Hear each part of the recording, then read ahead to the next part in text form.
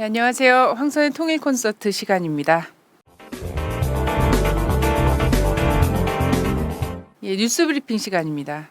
미군이 6일 초음속 전략 폭격기는 B-1B 랜서를 괌 공군기지에 배치한 데 이어서 9일 B-2 전략 폭격기 3대를 연이어 괌에 전진 배치했습니다.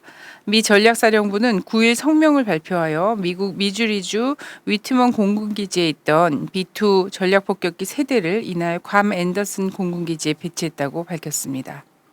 4일 AFP 통신은 북한 언론 보도를 인용하여 미군의 전략 폭격기 전진 배치는 미 정부가 북한의 핵 폭격을 가할 준비 태세를 증명한다고 전했습니다. 북한의 탄도미사일 발사에 대응하는 유엔 안보리 언론 성명이 사실상 무산됐습니다. 외교부 관계자 등에 따르면 안보리는 9일 오전을 시한으로 하는 침묵 절차를 통해 언론 성명 채택을 시도했지만 이의를 제기한 이사국이 나타나면서 실패했다고 합니다. 북한 라진항을 경유해 중국 상하이로 화물을 운송하는 사업이 5개월 만에 재개되었다는 소식입니다. 올해 초 훈춘시 항무국은 라선시 경제합작국과 협의해 해당 항로의 운영을 확장하겠다고 발표한 바 있습니다. 중국은 한반도 동해 쪽 출구가 막혀 있어 훈춘에서 멀지 않은 라진항을 물류경제 발전을 위한 중요한 수단으로 평가하고 있습니다. 다음은 사드 배치 관련 소식입니다. 박근혜 대통령이 8일 최근 정치권 일부에서 북한의 주장과 맥락을 같이 하는 황당한 주장을 공개적으로 한다면서 사드 배치를 반대한 정치권에 대해서 색깔론을 제기했습니다. 한편 박 대통령은 더민주 초선 의원들의 방중에 대해서도 정치의 기본적인 책무를 다하지 못한 것이라고 비판했습니다. 이에 대해 우상호 더민주당 원내대표는 야당 의원들을 매국노, 사대주의, 북한 동조 세력으로 만드는 식의 발언을 어떻게 할 수 있냐, 대한민국의 대통령이 맞냐며 공식 사과를 요구했습니다. 중국 매체들이 박근혜 대통령의 사드 배치에 대한 입장과 야당 의원들에 대한 비난을 집중적으로 보도하고 있습니다. 중국 언론은 북핵 억제를 위해 사드를 배치한다는 한국 측 주장은 터무니없다며 강하게 반발했습니다. 특히 중국의 사드 보복이 이미 시작되었다는 경고도 나왔습니다. 사드 한반도 배치 논란이 계속되는 가운데 사드를 관장하게 될 미 육군 제94 항공미사일 방어사령부 신임 사령관 취임식이 하와이 소재 미군 기지에서 열렸습니다. 개인이 신임 사령관이 이끄는 제94 항공미사일 방어사령부는 아시아 태평양 지역에 배치된 사드와 일본에 전개된 패트리어트 지대공 미사일 포대를 관장하고 있습니다. 미국에서도 사드 배치를 반대하는 목소리가 점점 커지고 있습니다. 사드 한국 배치를 반대하는 미주 동포들은 오는 13일 오후 12시 미국 백악관 앞에서 사드 가고 평화 오라 라는 주제로 한반도와 세계 평화를 위한 평화 행진을 연다고 밝혔습니다. 사드 배치 철회를 요구하는 백악관 청원 서명자가 목표인 10만 명을 돌파했습니다. 기한 내에 10만 명이 서명함에 따라 백악관은 60일 이내 한반도 사드 배치와 관련하여 공식 답변을 해야 합니다. 다음은 남북관계 관련 소식입니다. 6.15 공동선언 실천 남측위원회 서울본부와 300인 서울평화회의는 6일 오후 서울 청교광장 파이낸스 빌딩 앞에서 한반도 평화와 자주통일을 위한 서울대회를 개최하고 오는 14일 광화문 광장에서 열릴 전국대표 천인 원탁회의에 참여하는 125명의 서울 대표단을 확정했습니다. 8.15를 계기로 추진된 남북해외 재정당 단체 개별인사 연석회의가 개최되기 어려운 상황에서 북한은 남북 해외 측이 연석회의 추진을 위한 실무회의를 열고 앞으로 활동 방향을 협의해 나가자고 제안했습니다. 이에 따라 북한은 8.15 이후에도 연석회의를 계속 추진할 것으로 보입니다. 한편 북한 노동신문은 사설을 통해 남측 당국의 악랄한 방해책동으로 인해 연석회의 개최를 위한 준비 사업에 엄중한 난관이 조성되었다며 전 민족적인 통일 대회합의 개최를 위한 우리의 성의 있는 노력에 도전에 나서고 있는 것은 그 무엇으로도 합리화될 수 없는 반민족적 범죄 행위라고 남측 정부를 강력하게 비판했습니다. 리우 올림픽 여자 체조에 출전한 이은주 선수와 북한 체조 스타 홍은정 선수가 함께 셀카를 찍은 모습이 화제가 되고 있습니다. 두 선수는 지난 5일 리우올림픽 아레나 훈련장에서 즐거운 표정으로 이야기를 나누다 스마트폰으로 셀카를 찍었고 이것이 외신에 포착되면서 국내외에서 주목을 받고 있습니다. 한국의 이은주 선수는 처음 올림픽에 출전한 한국 선수단 최연소 선수이며 북한의 홍은정 선수는 2008년 베이징 올림픽 여자 도마 금메달리스트입니다. 네, 다음은 주목할 만한 뉴스 시간입니다.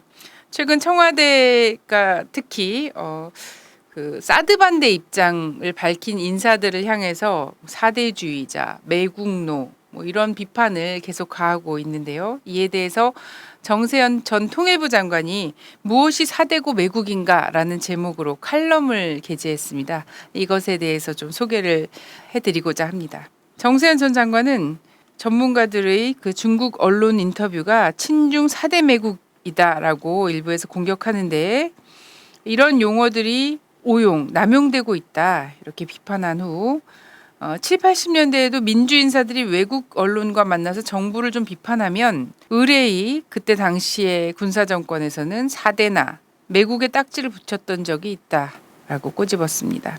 그리고 정세현 전 장관은 치고 나가려는 중국과 패권을 유지하려는 미국 사이에 현재 세 개의 대결 전선이 형성돼 있다. 남중국해, 그리고 동중국해, 그리고 한반도. 이렇게 보면 한반도 사드 배치는 미중 패권 경쟁의 바둑판에 미국이 그어놓은 한 수일 수 있다. 왜냐하면 사드는 북한 미사일 요격도 하겠다고 하지만 탐지거리 2000km인 X밴드 레이더를 통해서 중국의 움직임을 면밀하게 감시할 수 있기 때문이다라고 지적을 했습니다. 그러면서 북핵 미사일 때문에 절대 필요하다던 사드를 수도권에서 먼 곳에 배치한다고 하는데 이렇게 되면 누구를 위한 사드 배치인가라는 의문이 나올 수밖에 없다. 만약 그것이 미국의 동북아 패권 유지 전략의 일환이라면 우리는 대북 안보보다 미국의 동북아 국가 이익을 더 챙겨준 셈이다.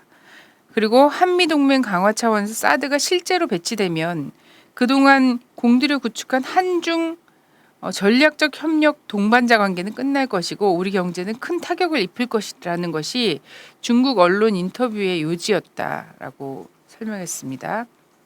그리고 이어서 중국 언론 인터뷰가 신사대주의라던데 미국 언론의 정부 정책 비판하면 그건 무슨 사대주의인가?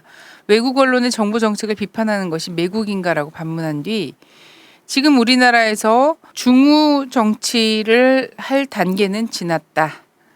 국민의 정치의식에 영향을 미칠 수 있는 용어는 선동적으로 쓰기보다는 사전적 의미로 쓰는 것이 옳다라고 꼬집고 경고했습니다.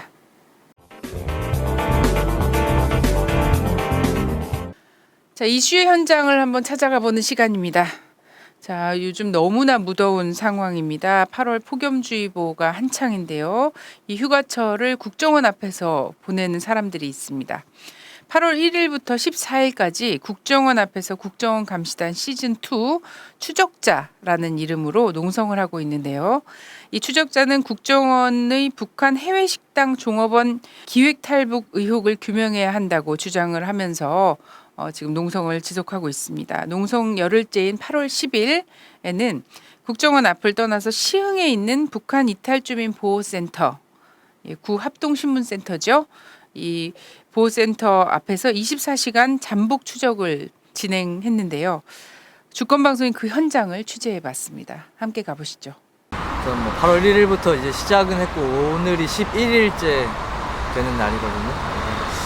국정원 내곡동에 있는 국정원 본부 거기서 앞마당에서 지금 노숙농성을 계속 해오고 있고 이 기획탈북 의혹 사건에 대해서 그거에 대해서 좀 어쨌든 압박을 하고 이런 정치 개입이나 이런 것을 뿌리 뽑으려고 좀 국정원 앞에서 우선은 농성을 하면서 노숙하면서 아침 출퇴근 1인시 선전전 그리고 추적 활동이라고 해서 약간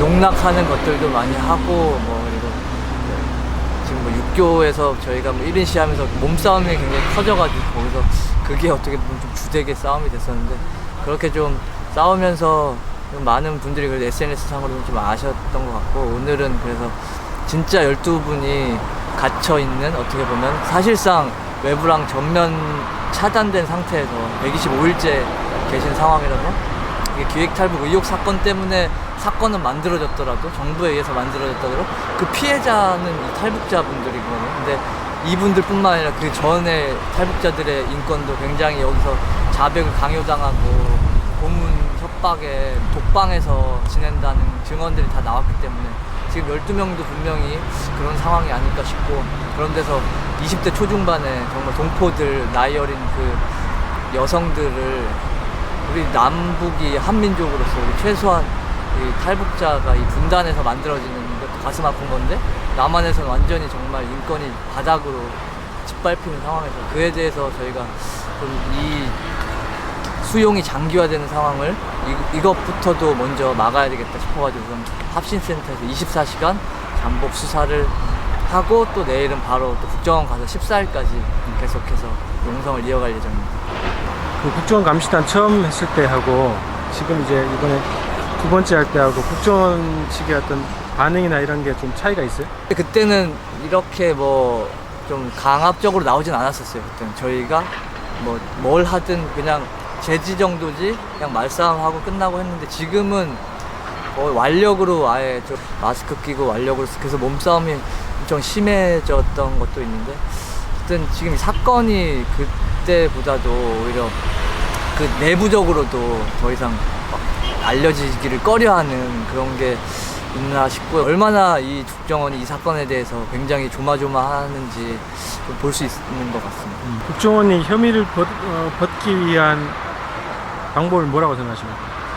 아니, 당연히 그냥 공개적인 기자회견을 해도 되고 그냥 변호인 접견만 하게 해서도 우리 시민사회 관련된 대책위의 변호인이 12분만 만나보면은 그냥 자연스럽게 끝나는 건데, 유엔에서 지금 수사에 착수했다는 기사가 나오는 걸 봤는데, 점점점 이게 커지는 상황에서 이거는 국정원과 정부가 키우는 상황이 아닌가 싶습니다.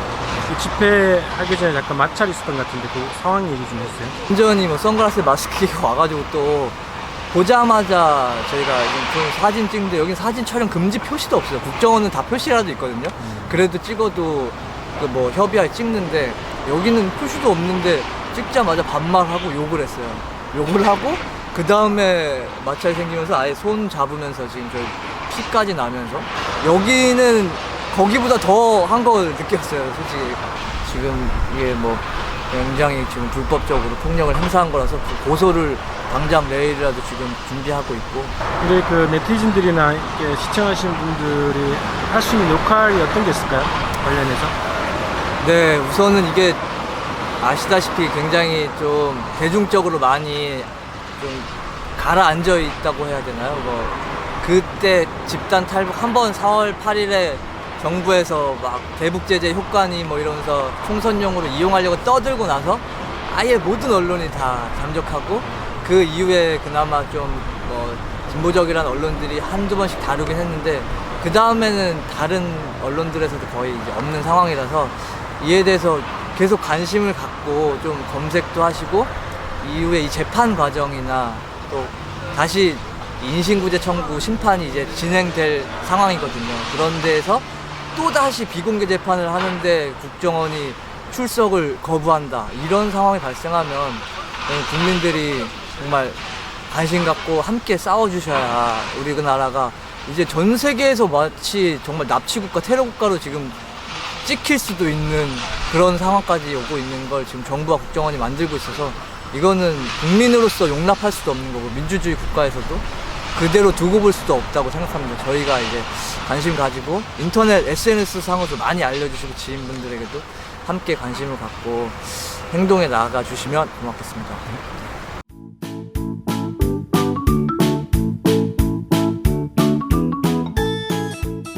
테러 방지법 통과 이후에 당신의 소중한 디지털 데이터를 지켜줄 수 있는 책입니다. 김인성의 완벽한 데이터 관리. 주권방송 후원을 위한 500권 한정 공동 구매를 10% 할인된 가격인 26,000원에 택배비를 포함해서 주문을 받고 있습니다. 주권방송 홈페이지 김인성의 완벽한 데이터 관리 배너를 클릭하셔서 주문하시고 입금하시면 배송해 드립니다. 많은 구매 부탁드립니다.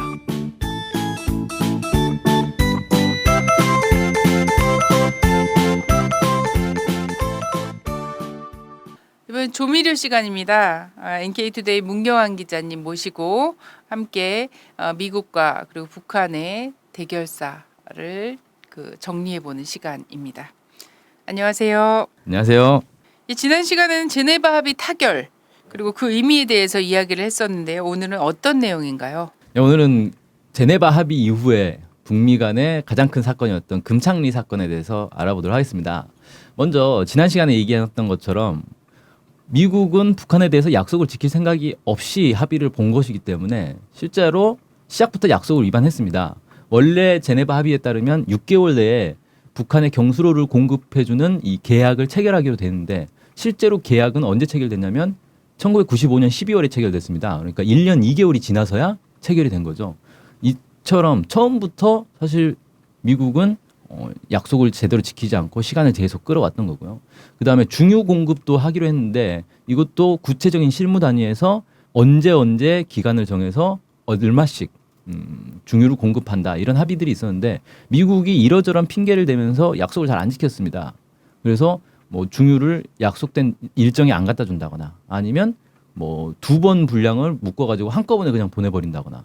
근데 이게 뭐가 문제냐면 총량에서는 다 받았으니까 상관없지 않느냐 이렇게 얘기할 수 있는데 중유라는 게 액체로 돼 있기 때문에 보관이 어렵습니다. 석탄이야 그냥 땅바닥에 쌓아놓으면 그만인데 중유는 이 통에 새지 않는 통에다가 보관을 해야 되기 때문에 한꺼번에 많은 양을 갖다 줬을 때 보관이 어려워지는 문제가 있거든요. 그래서 쉽게 말해서 북한이 계속 골탕 먹인 거죠. 중유 공급을 가지고. 그리고 그 중간중간에 북한이 뭔가 약속을 잘 안 지킨다 이런 이유로 중유 공급을 끊었다가 다시 재개하다가 이런 식으로 해서 북한이 상당히 골탕 먹인 게 있고요.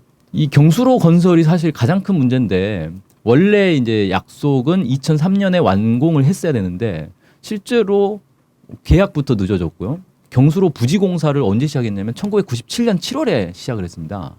그러니까 한참 늦게야 시작을 했고 2000년 2월에 가서야 경수로 본 공사에 착수를 했습니다. 그러니까 이때부터 경수로 공사를 아무리 빨리 해봐야 2007년에야 완공할 수 있다는 계산이 나오거든요.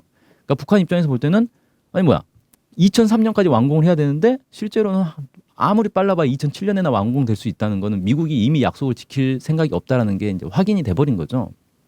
그래서 이때부터 북한이 미국이 약속을 지키도록 만들기 위한 그런 이제 노력들을 해야 되는 상황이 된 겁니다. 그 다음으로 이제 나서는 문제가 북한의 미사일 문제가 새롭게 대두됐습니다. 그러니까 그 이전에는 핵 문제만 가지고 계속 얘기를 하고 있었는데 새롭게 미사일 문제가 대두가 됐고 북한이 미사일 개발을 한다. 그래서 미사일 기술을 다른 나라에 전달하지 않도록 이런 이제 논란들이 좀 시작됐고요. 그래서 1996년부터 북한과 미국 사이에 미사일 회담이 독일에서 시작이 됐습니다. 그래서 1년에 한 차례 정도씩 이렇게 쭉 진행이 됐는데 98년에 미국이 상당히 의미심장한 훈련을 합니다. 미군 공군기 24대가 장거리 핵투하 훈련을 실시를 합니다.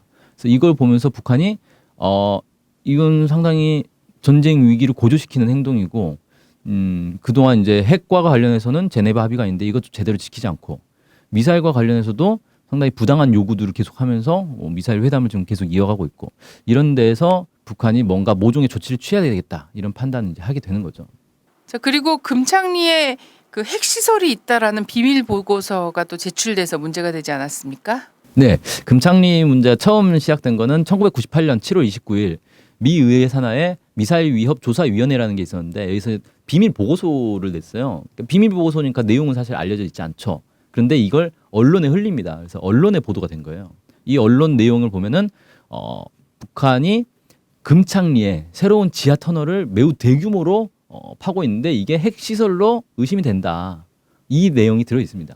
그러면서 북한이 새로운 핵시설을 만들었다. 이건 제네바 합의 위반이다. 그래서 북한을 추가 제재해야 된다. 미국도 약속을 지킬 필요 없다. 이런 내용들이 이제 미국 내에서 크게 대두가 됩니다. 이런 과정에서 미국은 북한에 대해서 핵 사찰을 해야 되겠다. 금창리에 대해서 사찰을 해야 되겠다. 그리고 제네바 합의는 북한이 먼저 약속을 위반했으니까 우리도 약속을 지키지 않겠다. 이런 내용들이 이제 북한에게 압박으로 들어가는 거죠. 이때 갑자기 북한이 뭔가를 발사합니다. 그게 1998년 8월 31일이에요. 뭔가를 발사했는데 한국과 미국에서는 미사일을 발사했다. 이렇게 이제 얘기를 합니다. 그리고 그 미사일의 이름은 이제 대포동이다. 북한에 있는 대포동이라는 동네가 있어요. 여기서 이제 발견된 미사일이라고 해서 대포동 미사일이다라고 이제 주장을 했는데 며칠 지나서야 북한에서 발표를 합니다. 인공위성을 발사했다라고 발표를 합니다. 그래서 인공위성의 이름은 광명성 1호였고 그 인공위성을 발사한 발사체 로켓 명칭은 백두산 1호였습니다. 그래서 이걸 발사했다라고 했고 그러고 나서야 러시아에서 북한의 첫 번째 인공위성이 정상적으로 발사 성공했다라고 이제 발표를 하고 미국은 그제서야 인공위성으로 북한이 주장하는데 인공위성 발사는 실패한 거다 이런 식으로 이제 주장을 합니다. 그래서 좀 애매해졌죠. 미사일이 아니다라고 얘기는 하지 않지만 인공위성은 제대로 올라가지 못했다라고 해서 인공위성이라는 걸 또 인정하는 듯한 발언도 하고요. 그래서 미국의 입장은 좀 애매해져 버렸는데 아무튼 여기에 미국 내에서는 상당한 충격이 이제 왔습니다. 뭐냐면은 두 가지 의미에서 충격인데 인공위성을 실제 발사할 수 있는 능력을 북한이 보여줬다는 건데 이게 군사적으로 놓고 보면 인공위성이라는 건 지구를 이렇게 빙글빙글 돌기 때문에 사실 지구상에 어디든지 다시 떨어뜨릴 수 있는 능력이 있다는 거예요. 물론 이제 대기권 재진입이 가능하냐 뭐 이런 식의 이제 논란들은 있지만 어쨌든 발사체 자체는 지구상에 미국까지 날아갈 수 있는 어떤 능력을 보여준 거다. 뭐 이렇게 좀 볼 수가 있는 거고요. 또 하나는 북한이 94년도부터 해서 고난의 행군이라고 해서 경제적으로 완전히 붕괴했고 미국이 볼 때는 333 가설이 맞구나. 북한은 곧 붕괴하겠구나. 그래서 97년 정도 되면 이제 붕괴하겠구나라고 했는데 붕괴는커녕 오히려 인공위성을 발사할 수 있는 능력을 보여줬다는 겁니다. 인공위성이라는 게 아무나 발사할 수 있는 게 아니죠. 인공위성을 발사하려면 그만큼의 과학기술도 발전해야 되고 여기에 투자를 할 수 있는 경제적 여건도 돼야 되는 거고 정치적으로도 안정돼야 되는 거고 그래서 북한이라는 나라가 붕괴할 줄 알았는데 붕괴는커녕 오히려 인공위성을 발사하는 수준의 국가가 돼버렸다라는 거예요. 미국 입장에서 이제 충격일 수밖에 없죠. 그래서 곧바로 9월 6일 날 미국이 금창리 문제와 관련해서 회담을 하자라고 제안을 합니다. 그러니까 미사일을 너네는 장거리 미사일을 쐈으니까 거기에 대해서 응징을 해야 된다라고 얘기를 해야 되는데 응징은커녕 오히려 회담을 하자라고 제안을 했고 여기에 대해서 북한은 상당히 여유 있는 모습을 보입니다. 회담을 안 받아요. 2개월이나 지나서야 회담을 받습니다. 그래서 11월 16일 날 1차 북미 협상이 진행되는데 그것도 제3국에서 한 것도 아니고 평양에서 와서 협상을 하자. 그러니까 와서 협상을 해라. 이렇게 이제 불러들인 거죠. 여기서 처음에는 이제 미국이 금창리 사찰을 이제 요구를 합니다. 금창리 지역이 분명히 핵시설이다. 그래서 사찰을 해야 되겠다. 이렇게 이제 요구를 하는데 북한에서 받질 않죠. 이 즈음에서 또 새로운 정황이 하나 발견되는데 미국이 북한에 대해서 선제 공격을 해야 되겠다. 저것들 위험해서 안 되겠다. 이런 이제 요구가 막 빗발치는데 이 과정에서 작전계획 502798이 공개가 되는 사건이 발생합니다. 이건 뭐냐면 미국에서 공개적으로 발표한 건 아니고요. 작전계획 502798은 98년도에 개정된 내용으로 선제 공격 내용이 들어가 있습니다. 작전27 5027은 원래 북한이 쳐들어왔을 때 전면전을 하는 가정한 그런 작전 계획인데 북한이 쳐들어오기 전에 먼저 공격할 수도 있다라는 내용을 새롭게 담은 작전 계획인데 이걸 언론을 통해서 흘려가지고 공개하는 식으로 간접적으로 공개를 합니다. 그래서 북한을 압박하는 거죠. 여기에 대해서 북한이 곧바로 반발하고 나온 게 1998년 12월 2일 날 인민군 총참모부 대변인 이 성명을 발표하는데 선제 공격은 미국의 독점물이 아니다. 그러니까 너네가 선제 공격할 것처럼 흘리고 다니는데 우리도 선제 공격할 수 있다. 이렇게 얘기한 겁니다. 그리고 지구상 어디도 우리의 타격을 피할 곳은 없다. 이런 식의 이제 발언도 합니다. 그래서 미국 본토를 직접 공격할 수 있다라는 걸 이제 암시를 한 거죠. 그 다음 날인 12월 3일에 인민무력부 부상이 성명을 이제 발표해서 미국을 아예 그러니까 전쟁이 난다면 미국을 아예 날려버리겠다 이런 얘기까지 합니다. 그러면서 전쟁이 나더라도 우리는 뭐 이길 수 있다라는 식으로 이제 계속 엄포를 놓는 거죠. 네, 이후 북미 협상이 다시 재개되죠. 맞습니다. 이런 이제 일이 있고 난 뒤에 다시 협상이 재개되는데 뭐 사실 곧바로 협상이 재개됩니다. 12월 4일 날 98년 12월 4일 날 2차 북미 협상이 이번에 이제 뉴욕에서 열렸고요. 그 이듬해 3월 달에 4차 북미 협상이 열리면서 최종 합의가 됩니다. 이때 원래 미국이 요구했던 건 금창리는 핵시설이기 때문에 사찰을 해야 되겠다라는 거였는데 북한에서는 금창리는 핵시설이 아니기 때문에 사찰할 수 없다라고 얘기를 합니다. 사찰이 안 되는데 반드시 봐야 되겠다라고 하니까 그러면 관람을 해라라고 얘기하죠. 그리고 관람을 하는 데는 당연히 관람료를 내야 된다라고 해서 얘기한 게 바로 관람료 5억 달러였습니다. 그렇게 해서 실제 미국이 관람료 5억 달러에 해당하는 식량을 북한에 지원을 하고 금창리를 방문하게 되죠. 금창리는 2차에 걸쳐서 방문하기로 약속이 됐고 99년 5월에 1차 방문, 2000년 5월에 2차 방문을 하게 됩니다. 1차, 2차 방문을 통해서 미국이 이제 금창리 지하시설, 대규모 지하시설에 대한 실체를 보게 되는 거죠. 미국의 결과 발표는 이거였습니다. 아무것도 없는 거대한 지하시설이었다. 여기서 핵 활동을 했다라는 증거를 찾기 위해서 2차례나 1년 터울을 남겨놓고 2차례나 가서 봤는데 1년이 지났는데도 아무것도 변한 게 없는 그냥 빈 터널이었다는 거예요. 그러니까 결국 이게 뭐냐.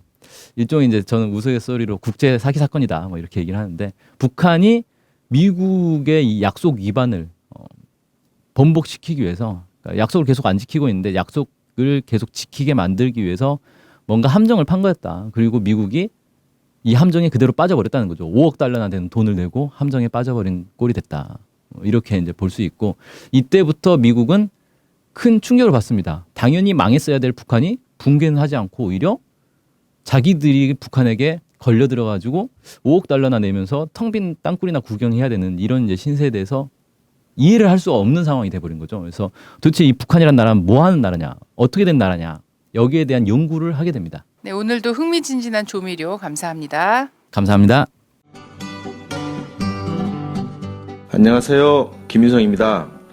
제가 이번에 테러 방지법이 통과된 이유를 대비한 책을 발간했습니다. 우리의 디지털 데이터를 안전하게 보관하고 보안 대책을 수립할 수 있도록 도와주는 책, 김인성의 완벽한 데이터 관리입니다. 국정원이 합법적이고 무차별적으로 국민들을 사찰할 수 있는 테러 방지법 시대에 맞서 우리 스스로가 우리의 데이터를 지킬 수 있는 방법을 담았습니다. 이 책을 통해 우리의 소중한 데이터를 스스로의 힘으로 지킬 수 있는 힘을 가지시기를 바랍니다.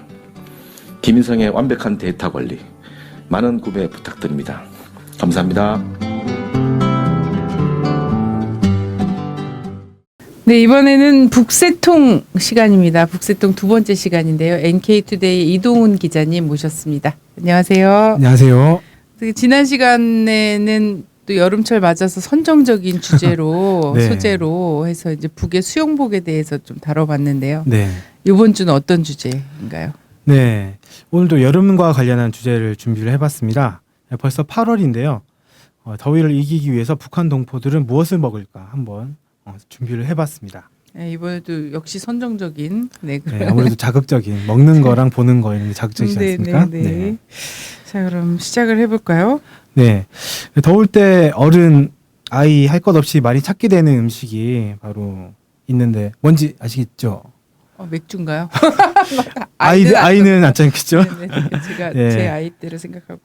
자, 네, 아무래도 아이스크림을 많이 찾게 되는데 네네. 북한에서는 아이스크림을 에스키모라고 이제 부릅니다. 흔히 얼음 보숭이라고 이제 부른다고 알려졌었는데 최근에는 대부분 에스키모라고 말한다고 합니다.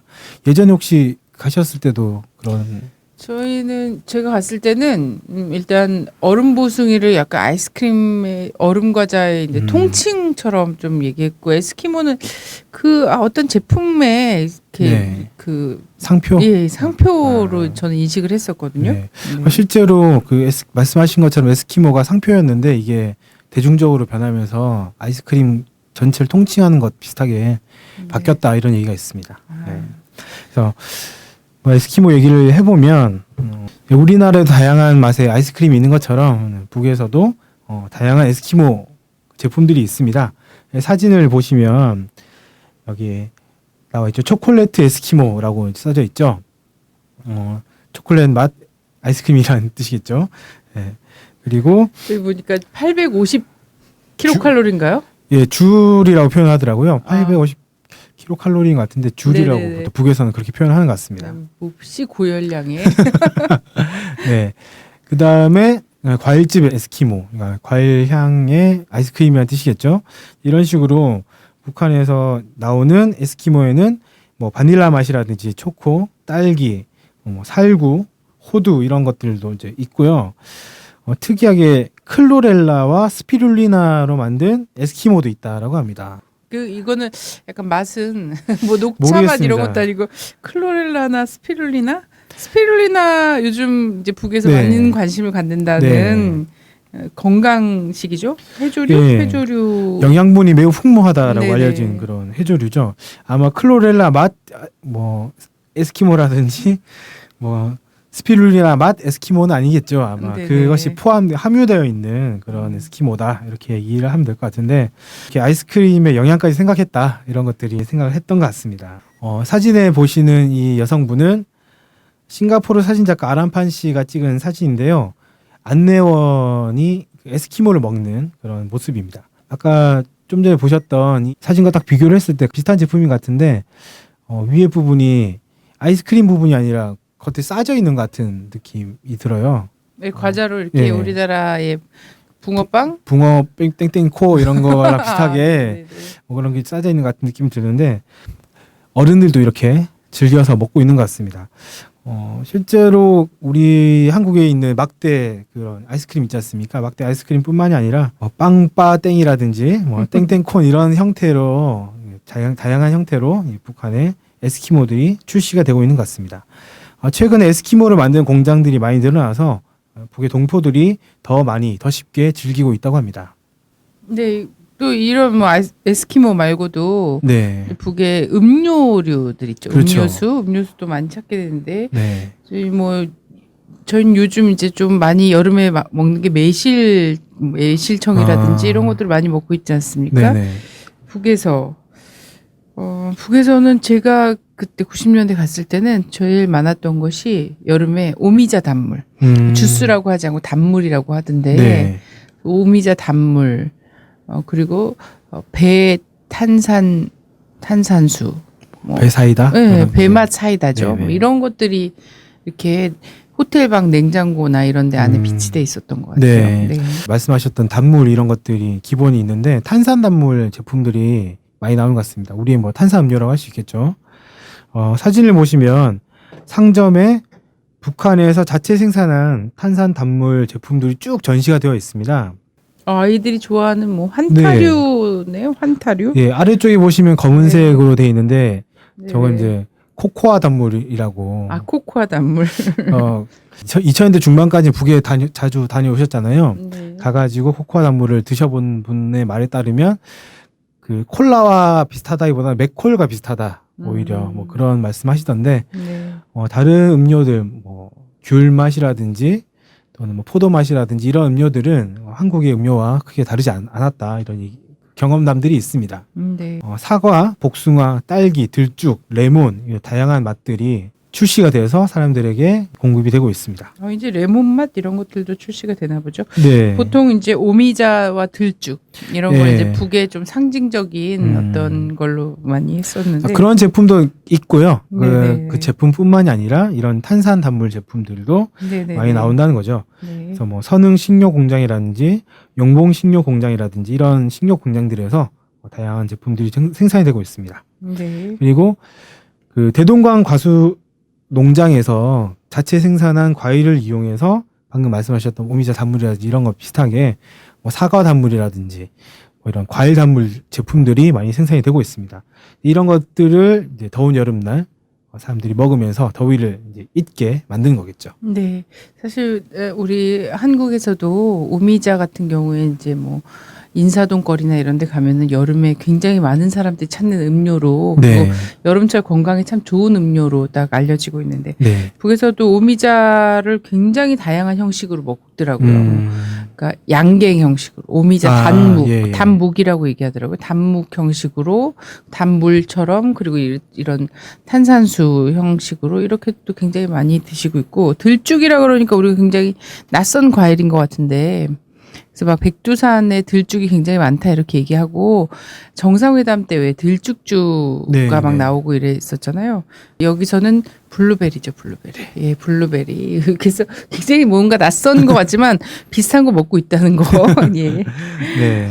자, 또 음료 얘기하니까 어쨌든 제가 아까도 이렇게 외쳤지만 맥주 얘기를 또 네. 예, 빼놓을 수가 없죠. 이 맥주 때문에 제가 한동안 고통을 받았었는데요. 큰 곤혹스러운 상황을 네네네. 겪으셨죠. 네. 북을 대표하는 맥주죠. 대동강 맥주입니다. 문제 바로 그 맥주입니다. 네. 이 대동강 맥주는 종류가 여러 가지라고 하더라고요. 그래서 2015년 통일뉴스에 따르면 대동강 맥주는 메가와 쌀의 비율에 따라서 5가지 종류로 나뉜다고 합니다. 메가 100%, 그다음에 70%, 50%, 30%, 0% 이렇게 이제 5가지가 되는데 이거에 따라서 맛이 조금씩 다르고 풍미도 다르다고 하고요. 그거에 따라서 1번부터 5번까지 번호가 매겨지고 흑맥주가 2가지 종류가 있습니다. 그래서 커피 향이 있는 흑맥주가 6번, 초콜릿 향이 있는 흑맥주가 7번 이렇게 있다고 합니다. 그래서 지금 보시는 사진이 경흥 맥주집이라는 곳입니다. 북한에서 가장 이제 사람들이 많이 찾는 맥주집인데 보시면 아시겠지만 스탠딩이죠. 다 스탠딩으로 스탠딩 바네요. 스탠딩 바 비슷한 게 독일이나 이런 데서는 이렇게 많이 먹는다고 하더라고요. 북에도 그런 곳이 있는 거고 하루에도 뭐 수백에서 1000명 이상의 손님들이 찾으면서 맥주 한두 잔씩 하고 간단히 하고 이제 가는 거죠. 이렇게 네. 집인 건데 저기 보니까 테이블 위에 접시도 없이 탈피라고 얘기하죠. 네. 북어 명태 말린 거죠. 네. 저거를 마구 그냥 헤쳐서 맥주랑 드시고 네. 있는 모습들이 보이는데 네. 예. 저기 서서 드시려면 많이 먹지 못하겠네요. 네, 그래서 뭐 한두 잔 정도 먹고 아마 끝나는 것 같은데요. 여기 이제 보시면 아시겠지만 네. 여기 번호에 따라 다 이렇게 네. 나온 데가 다른가 그런 거죠. 봅니다. 예. 그리고 미리 이제 준비를 해놓은 거죠. 손님이 많다 보니까 이렇게 경은 맥주집에서 제공하는 맥주가 대동강 맥주입니다. 그래서 네. 번호를 주문을 하면 거기에 맞게 이제 제공이 되는 거죠. 이 사진은 이제 네네. 싱가포르의 아람판 씨가 그 안내원과 함께 먹은 맥주인데요. 7번 맥주라고 합니다. 그러니까 초콜릿 향이 나는 흑맥주죠. 저 옆에 계신 분이 그 아람판 씨의 가이드를 주로 하는 김정화 네. 씨죠. 네. 그 평양의 여성인데 엄청 깜찍하고 먹방을 참 잘하더라고요. 네. 네, 네. 아주 이제 잘 네. 드시는 분 같더라고요. 아주 먹음직스럽게 잘 먹고. 네. 이렇게 맥주를 이제 먹는 거죠. 저녁에 시원하게 한잔 하면서 더위를 잊을 수 있는 중요한 방법 중에 하나다. 이렇게 네네. 좀 생각이 듭니다. 근데 전에 제가 평양 갔을 때도 그 맥주를 그 음료의 하나로 보지 술 종류로 잘 보지 않더라고요. 그래서 술 종류로 보지 않고 그러면서 저한테도 계속 술을 뭘 드시겠냐 이렇게 물었었는데 제가 뭐 술은 전 맥주면 됩니다 이렇게 얘기했더니 아 맥주는 맥주고 술을 뭘 먹겠냐 이랬는데 술 뭐 얘기하는 거는 네. 보통은 뭐 최하 25도 정도에서 음. 보통 40도 정도까지를 네. 얘기하는데 여름에 먹기에는 그 도수들이 쉽지 않죠. 좀 너무 세잖아요. 예. 저도 평양 소주 뚜껑을 한번 봤었는데 착하고 순한 술이라고 써 있는데 25도라고 돼 있는 거고 제가 매우 깜짝 놀랐던 기억이 납니다. 네네. 이 북에도 이렇게 더운 여름 삼복더위라고 얘기하면서 네. 우리 한국에서 삼계탕집 막 번호표까지 뽑아들고선 기다리고 이러잖아요. 북에도 좀 이렇게 고유의 보양식 이런 것들이 있겠죠? 네. 아마 이미 많은 분들께서 알고 계실 것 같은데요. 단고기겠죠. 북한을 대표하는 보양식은 바로 단고기인데 북한에는 단고기 전문 요리점이 인기를 끌고 있고 주민들에게 많은 사랑을 받고 있습니다. 개고기를 공급하는 거는 전국의 세개군의 농장에서 식용개들만 전문으로 사육하는 그런 농장이 있어서 그 농장에서 단고기집에 개고기를 선별해서 공급을 하고 있다고 합니다. 네. 저는 이게 굉장히 놀랬던 게 뭐였냐면 저도 이제 평양에 가서 단고기라는 이름으로 처음 접해보고 사실상 이 보신탕이라고 하죠. 올여름에도 굉장히 많은 분들이 드시고 있을 텐데 그걸 실제 먹어본 거는 평양, 그러니까 북에 갔을 때가 유일했어요. 거기서만 먹고 또 한국에서는 아직도 좀 잘 못하고 있는데, 거기서 그게 이제 대접이라고 생각하더라고요. 여름에 온 손님에 대한 대접이라고 딱 생각하고 굉장히 특이한 건 굉장히 음성화되어 있지 않고, 우린 굉장히 많은 사람이 먹고 있는데 뭔가 아직 불법으로 되어 있잖아요. 근데 음성화되어 있지 않고 양성화되어 있는데 이거를 그냥 전통 요리 중에 하나로 해서 그냥 이렇게 개발하고 있더라고요. 네. 개발해서 얼마 전이었죠 또? 네, 얼마 전에도 평양에서 이 단고기 요리 경연 대회가 있었습니다. 그래서 네네. 거기에서 이제 다양한 단고기 요리법들을 소개하고 이런 경연을 했었죠. 그래서 굉장히 다양한 한 단고기 전문점에 가도 굉장히 다양한 단고기 요리를 볼 수 있고 이제 엄격하게 이제 식용으로서의 사육, 도축 그리고 요리의 과정이 관리되고 있더라고요. 네. 그리고 해외에 이제 관광 상품화 되어 있어 해외 이제 관광객들의 이런 사람들한테도 꼭 필수 코스처럼 되어 있다는 게 좀 신기했었습니다. 네. 말씀하신 것처럼 이제 전통 음식이다 이렇게 해서 강조하다 보니까 다양한 요리법도 막 있고 단고기집마다 조금씩 특색도 있다고 합니다. 일단 평양에서 유명한 단고기집을 소개해드리면 크게 4개가 있는데 평양 단고기집, 원형식당, 고려 단고기집, 문흥식당 이 4개가 있다고 합니다. 평양 단고기집 같은 경우에는 단고기가 코스 요리처럼 나와가지고 더 유명한데요. 평양 단고기집에서는 게 등뼈찜부터 시작해서 그 게 세겹살, 뭐 삼겹살이라고 우리 한국으로 치면 삼겹살이라고 합니다. 게 세겹살, 그다음에 갈비살, 뒷다리 토막찜, 그다음에 단고기국과 밥 이렇게 코스 요리처럼 쭉 이제 차례대로 나온다고 합니다. 사진을 보시면 이 사진이 이제 등뼈찜이죠. 등뼈찜이고 가서 드셔보신 분의 평에 따르면 갈비찜과 비슷한 맛이 난다라고 합니다. 그리고 한국에서도 이분이 드셔본 분인데 한국보다 냄새가 좀 덜하다 이렇게 얘기를 하고요. 그 다음에 요리는 게 앞가슴살로 만든 게 이제 세겹살 요리라고 하고요. 유산슬과 비슷한 맛이 난다고 합니다. 다음으로 나오는 게 갈비살 요리인데요. 갈비살이 적나라하게 보이실 겁니다. 그 드셔보신 분의 말에 따르면 단고기 맛이 실감나지만 느끼하지 않으며 별다른 거부감 없이 먹을 수 있는 요리다. 이렇게 표현을 하셨어요. 뒷다리 토막찜은 사진을 보시면 아시겠지만 마치 레스토랑의 스테이크를 연상하는 그런 모습을 보여주고 있습니다. 보기엔 되게 느끼하게 보이는데 느끼하지 않고 별다른 거부감 없이 여성들도 쉽게 먹을 수 있는 맛이다. 요리다. 이렇게 표현을 하셨습니다. 그리고 마지막으로는 이렇게 보시다시피 단고기국과 조밥으로 마무리를 짓는다고 합니다.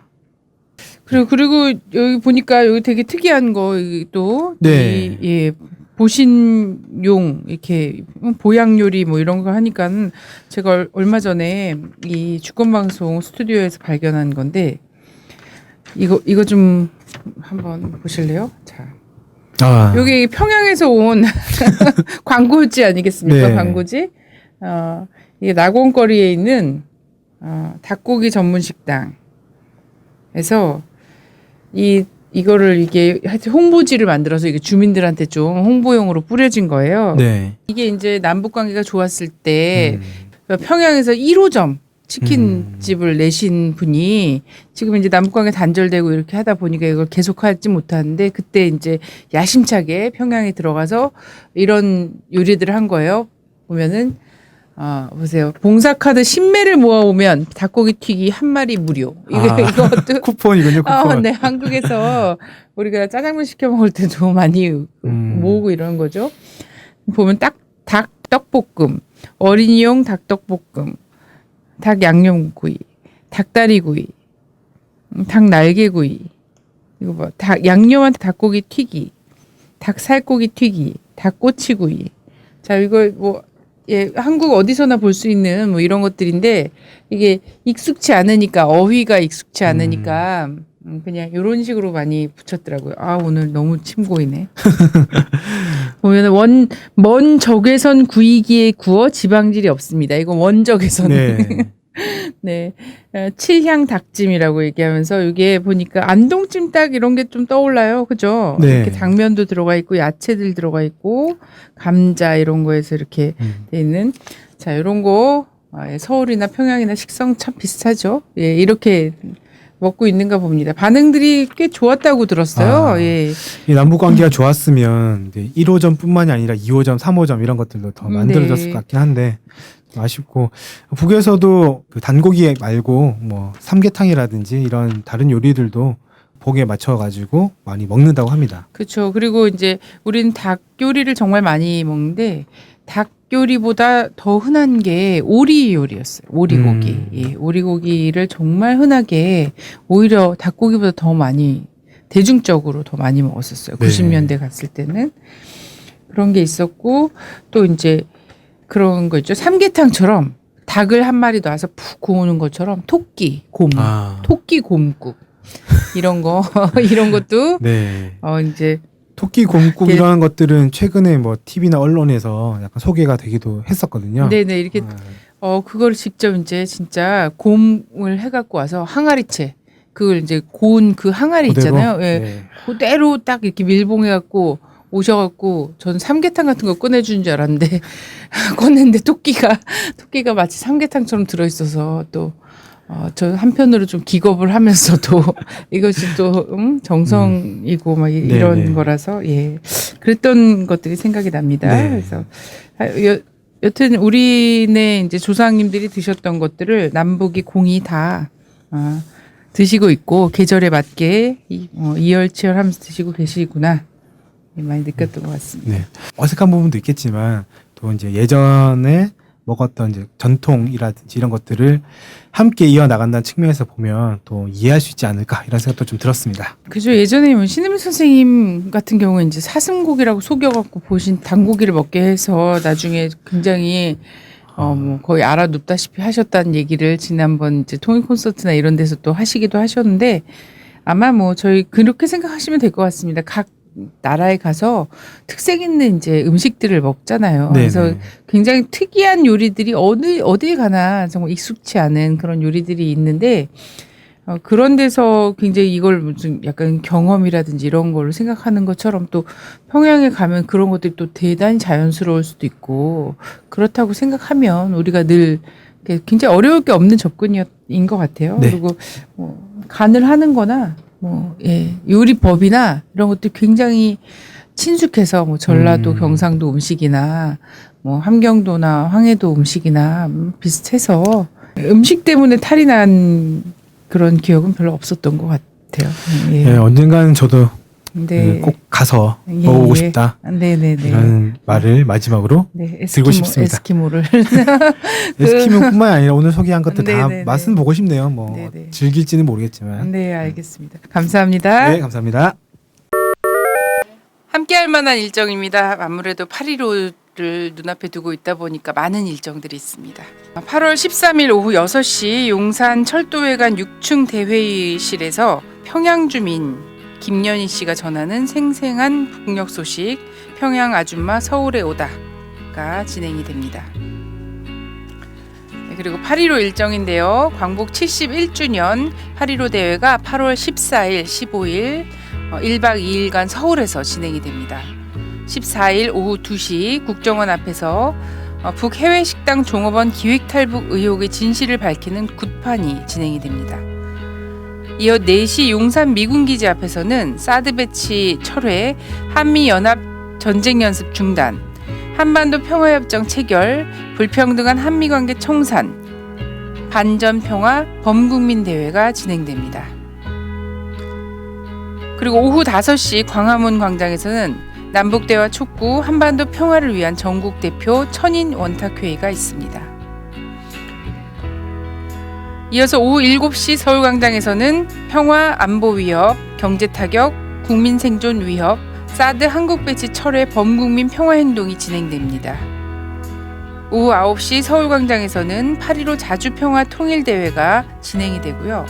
15일 오전 11시 대학로에서 광복 71돌 평화와 자주통일을 위한 8.15 민족대회가 민족 공동행사로 열립니다.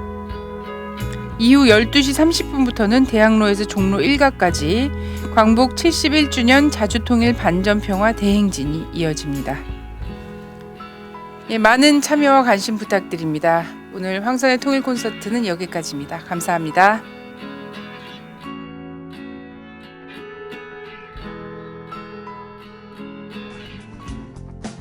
주권방송이 민중의 눈과 귀를 멀게 하는 공중파와 종편, 신문들에 맞서 진보 언론의 사명을 다할 수 있는 힘은 애청자분들의 적극적인 참여에 있습니다. 주권방송을 후원해 주십시오. 홈페이지 www.615tv.net에서 민들레 홀씨 정기 후원인이 되어주시거나 우리은행 1005-501-779-765 주식회사 주권방송으로 직접 후원을 해주셔도 좋습니다. 저희 주권방송은 평화 번영과 민주 회복을 위한 진보 언론의 사명을 성실히 수행할 것입니다. 주권 방송과 함께해 주시기 바랍니다.